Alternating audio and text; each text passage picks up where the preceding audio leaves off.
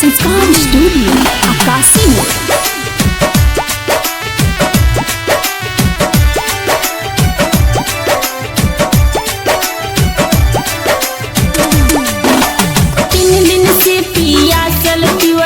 एक टकटा कतारी दर्श दिखा के देव दीवा कर बरत से उबारी।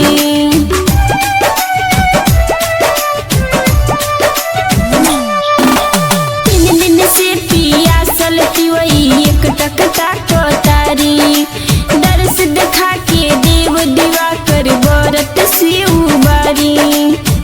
मन जोगी फल देके मन जोगी फल देके आसरा पुराई।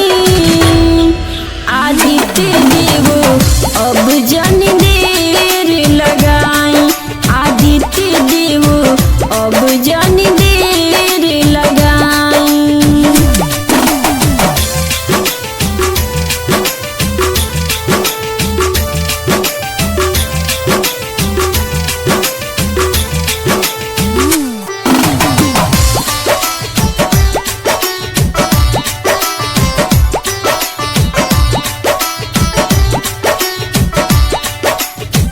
Music by Ramesh Rasila.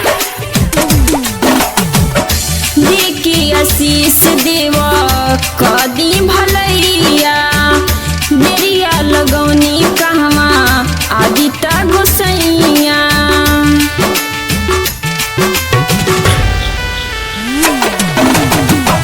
देके आशीष देवा कदी भलैया बेरिया लगौनी कहवा आदित्य गोसैया।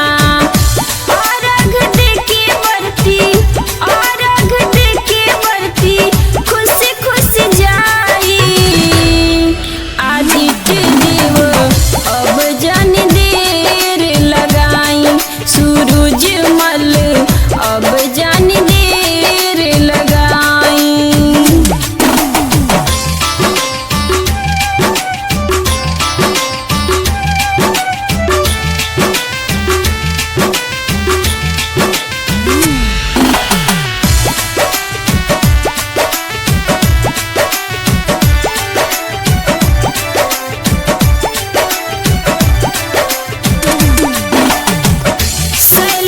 राज राउर कर लेनी होरा पुरबोरिया दर्शन दीही बैठी सात घोड़ा।